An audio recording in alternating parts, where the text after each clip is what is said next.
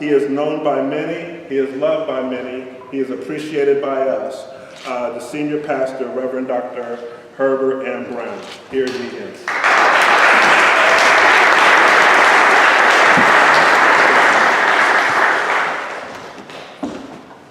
Good morning. I'm so thankful to be here this morning, and I'm thankful for the invitation. I want to give public appreciation to all who are involved in making this day possible. I have been a little busy this week in Baltimore. We've been busy fighting for justice in Baltimore. And I'll be sharing a little bit about that. But in the midst of my fighting for justice in Baltimore this week, and really there is no clock to punch in and punch out when it comes to being on the battlefield for social justice. And I will say that this week, my family has been extremely patient, loving, and supportive as I have virtually been spending the night on the streets of Baltimore with my people. Today, however, my 6-year-old son is his first foray into organized sports. And today is the opening day parade of his Little League baseball team. So please forgive me that after I leave, I'm on daddy duty for real. The revolution has to go on pause because my son needs his father at the opening day parade back in Baltimore. So please forgive me for leaving out right away. Thank you. So very quickly and briefly, let me just say that, of course, yes, this week has, in the past few weeks, have been very challenging and also in other ways very inspiring. Many of you, if not all of you, know by now that Freddie Graves, a 25-year-old black man living in West Baltimore in the Gilmore Homes Project, and he was arrested brutally and viciously by Baltimore City police officers.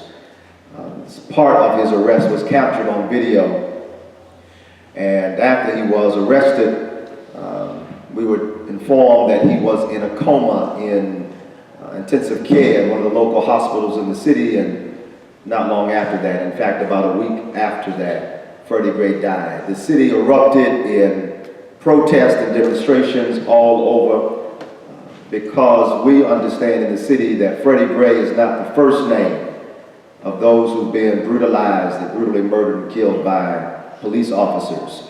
He is a name that is among many other names, like the name of Tyrone West, who was a man who in July 2013 was pulled over. The reason given was he had a broken tail light. He was pulled over, pulled out of the car by his dreadlocks and beaten to death by 10 to 12 police officers, and no one was held accountable for his death. His family now, for these 94 weeks since his death, have been going around taking weekly vigils, screaming the name of their loved one, Tyrone West, and making sure that the city did not forget that before Mike Brown and before Trayvon Martin, Baltimore had a name of Tyrone West. Freddie Gray is just the latest name then of a long litany of those who have been on the receiving end of state violence at the hands of city police officers. So all this week what you've seen on the news has been a city in open uprising and rebellion.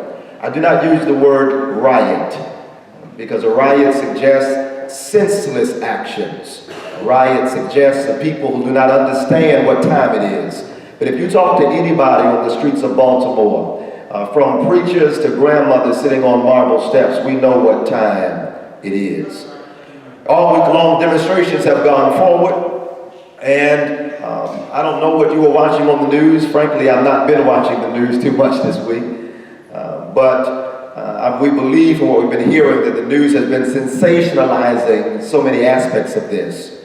I was there on Monday when the rebellion and the uprising really took hold on North Avenue and Pennsylvania Avenue. Dr. Hagler knows exactly where that is, that intersection. I was called by Minister Carlos Muhammad Mosque number 6. And when things began to get really crazy, the minister called me and said, "Heber, I need you.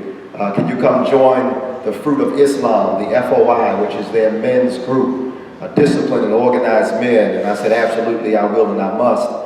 And we were in the middle of North Avenue and Pennsylvania Avenue this past Monday as bottles were thrown, as helicopters hovered low over our heads, as troopers and state and riot gear were all around us. It was a chaotic scene, and there, right in the middle of it all, there were men and women of faith, but there were also members of street organizations like the Bloods and the Crips and the Black Guerrilla Family, and we were all standing there shoulder to shoulder and side by side in defense of our community out of great love for our people. And as that day unfolded, days of protests, of course, continued. And one of the scenes that a photographer captured in the midst of the demonstrations as this week has unfolded, one of the scenes a photographer captured was of a young man, a black boy in West Baltimore, who picked up a rock and who took his arm back. And the photographer caught him in this image with his arm back about to throw this rock at police. And then somebody took that image and put it side by side with the image of a Palestinian brother with a rock in his hand, about to throw it at Israeli Defense Force soldiers. They put those images side by side on the screen and then blasted it out through social networking. And I know some of my more religious friends might have seen that picture of that boy in West Baltimore with that rock in his hand about to throw it at police, and may have looked down their religious brim at that boy and said, how could you ever do something like that? How could you throw a rock? You know, it's quite interesting and ironic that even as persons who participate in open rebellion in defense of their community and their dignity as human beings, it's interesting and ironic that as we look down our noses some at those who throw rocks at those who've oppressed and occupied their communities, that even in our sacred text, we lift up somebody who threw rocks at a giant. It's interesting that we can celebrate somebody who threw rocks at a giant, but we look down at brothers who throw rocks at the cops. I'm not saying that you should throw rocks, I'm just pointing out something and saying it's interesting. It's interesting. Perhaps we're so far removed and detached from that guy who threw rocks in the text that it's easy for us to valorize his actions, but because we're so close to those who throw rocks today, it's hard for us to see really at the base what is being expressed even in that. Furthermore, I say that it's interesting because as we receive reports and criticism from everywhere, I found it quite interesting that people can be so critical of those who are in the middle of being oppressed by state violence. And frankly, I've grown weary of those who have more concern for the expression of our pain than they do the condition of our suffering. All right. But the reality is that in Baltimore, 1 out of every 4 black people in Baltimore live in a food desert and don't have access to healthy and good food. The reality is that because of lead in the pipes and the water system and the city school system, our children cannot even drink from the water fountains, but they have to take water bottles and coolers to the schools. The reality is that schools in the city still close down if it's too hot or if it's too cold because the HVAC does not work largely in our school systems. The reality is that communities, black, brown, and poor in Baltimore are being gentrified all over the city. People are being moved around to all kinds of places. God knows where to make room for Johns Hopkins and the University of Maryland to expand their campuses. The reality is that there are 25,000 Baltimoreans right now who are facing their water being turned off, but corporations who also have delinquent bills, their water's not being turned off. Just trying to paint a picture for you, to bring you a little bit closer to the block in Baltimore. Because if you get closer to it, you can kind of get your finger on the pulse a little bit closer to see it's not enough just to be concerned with how people are crying out, whether that be a brick or a rock or a middle finger to the helicopters.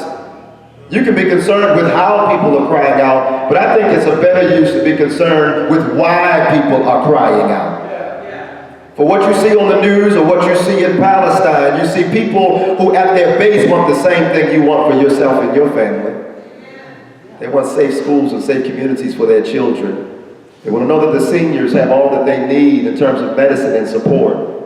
They want to know that there can be playgrounds where their children can play. They want to know that there's an educational system. They want to know that there's hospitals. They want to know that the police really are officer friendlies instead of officer fascism. We want to get to a place where we have societies where our communities are protected. Are we really that different from one another?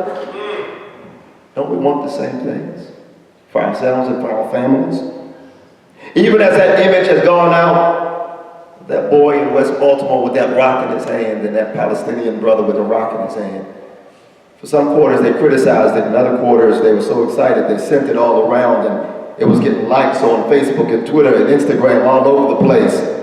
But you know what? Paul, I'm getting a little bit to the point where I'm understanding that it's time for us to move beyond being enamored by the optics of resistance.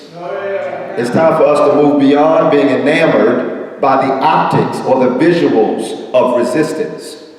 And so as one who traveled to Palestine, Israel with a group called Interfaith Peace Builders, I was there on the ground and seeing for myself because I was highly suspicious of everything that CNN and Fox and MSNBC was saying. I wanted to see for myself. I've always been a curious brother. So I plopped down my money, I got on that plane and I went. Some of you heard this story. I went to Palestine, Israel. We landed at Ben Gurion Airport. I got out of that airport. And as soon as I got off the plane, I was cornered by Israeli occupation forces and they put their high-powered rifles in my face and interrogated me at the airport about why I was there, where I was going, and what I was doing.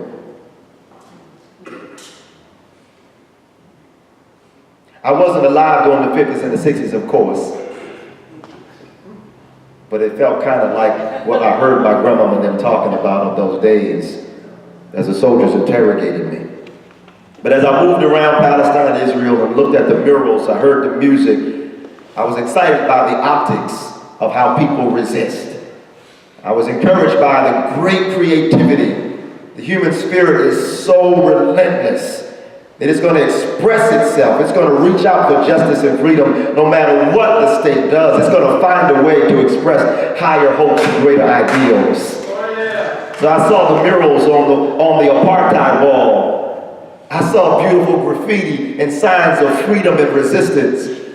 I heard hip-hop and I met some of the hip-hop artists in the West Bank. And I said, this is beautiful, it was wonderful. Look, they do this and we do this. I was so excited by I was so enamored by the optics of resistance, but I understand now that you can hang out there, but you can't stay there long. You really have to move beyond being enamored by the visuals of resistance and look at the substance of oppression. The substance of oppression forces us to look at how does the machine, how is the system of keeping a people contained and keeping their dreams in cages, how does it work? I don't know how I was pushed to that. Well, yes, I do.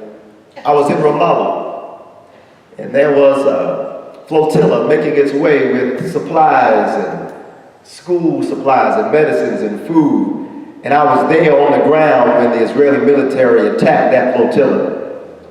At that time when it happened, we were in Ramallah, and our little delegation bus had been making its way throughout different points and meeting different people, but when that broke out, we all just got off the bus. There was a march going by. I jumped off that bus so fast and joined the march, and I felt right at home. As one who's been marching around Baltimore for a long time, I jumped off that bus and I met my cousins and my aunties and my uncles, and I don't know, I couldn't speak a whole lot of Arabic. I got shukran, and that's about it. I don't know what all was being said, but my fist was pumping with everybody because you don't have to know the language to recognize the spirit. We were out there demanding freedom and justice together, and there was a sister who I was marching alongside, and a brother of mine in the delegation had his camera, and I said, can I ask you a few questions? And she spoke English. She said yes. And the interview is actually on YouTube, on my YouTube page. One of the questions I asked her was how and what did she want people back in the U.S. to do? How could we help? She said, please, I know you are good people. She said, I remember Rachel Corrie, how she put her body on the line to fight this system of oppression. She said, I know you are good people, but she said, please, look where your taxes are going. She sent me on a homework assignment, and I began to study and look how the money was set up.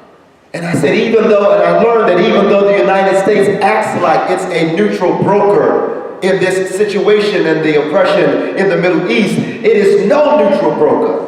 Its money goes to support the Israeli military. Its money goes to support the oppression of our Palestinian sisters and brothers. That sister that day helped me to get a little closer understanding to the substance of oppression. The finances, the politics, who really controls Congress, who really can tell the president what to do, and the president don't do what they want him to do, who will fly into the United States Congress and stand before the U.S. Congress and tell Congress what it should be doing. She helped me get a little closer to understanding the substance of oppression, but I'll shut down on this because I feel my Baptist inclinations rising.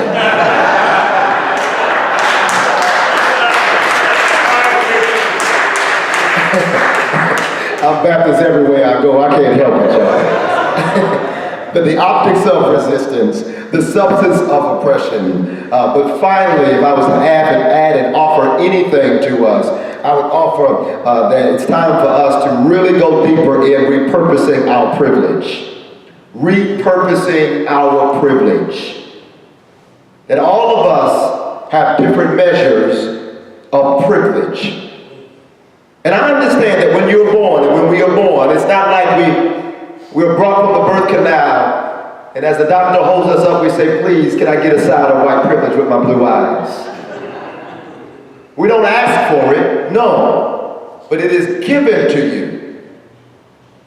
The question now becomes, what do you do with that which is given to you? And what I've grown in my journey to understand is that one of the things that we can do is bend our privilege in the direction of justice. Bend it there. Bend your privilege in the direction of justice. So if you have a U.S. passport, that is a symbol and sign of privilege. If you are a white male in this country, that is a symbol and sign of privilege. If you are a male in this country, a man in this country, that is a symbol and sign of privilege. If you are a heterosexual in this country, that is a symbol and sign of privilege. If you are Christian in this country, that is a symbol and sign of privilege. If you ate breakfast this morning, that is a symbol and sign of privilege. One of the things that I'm blessed to be in loving, accountable relationships with great communities who keep me in check. And if you don't have that gift in your life, find people who can hold you accountable, who can tell you not all the time what you want to hear, but they can tell you what you need to hear. And those sisters and brothers in my circle help me to lean into the discomfort. So in my male, hetero, cisgender identity, they help me to lean into the discomfort of being sensitized to somebody else's story. And taking my privilege and showing up when I don't have to. I'm gonna shut down on that. Show up when you have the choice not to show up. Show up, Christian brothers and sisters. Show up. When your theology suggests that Jews are the chosen people of God, and that is said and spoken and preached to justify the oppression of Palestinians, show up. Bend your privilege in the direction of justice and say that might be on the page, but that's a your interpretation. There's a different way to think about it. Don't get it twisted, black folk. Can I talk to black folk for a minute? Don't get it twisted. Somebody used those same scriptures to justify the enslavement of your ancestors, to justify hanging our ancestors by their necks. Don't get it twisted and allow for simple interpretations that are devoid of context to justify somebody else's oppression. Because any God that can justify the oppression of any people, that's not the God I serve.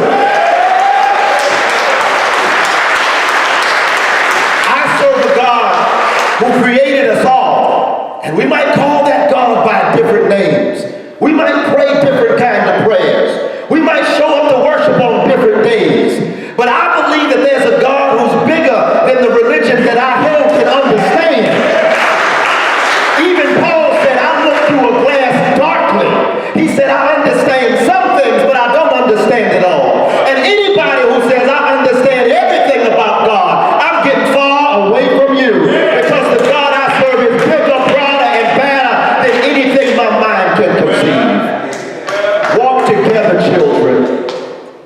Walk together, children. Don't you get weary.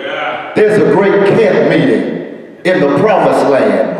And can I tell you, there'll be Bloods in that meeting, Crips in that meeting, Black Guerrilla Family in that meeting.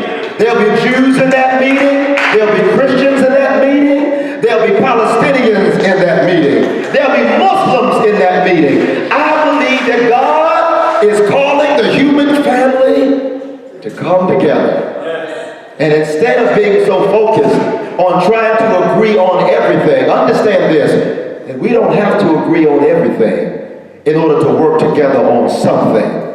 And the something this morning is banding together as brothers and sisters to engage oppression wherever it lifts its ugly head. God bless you.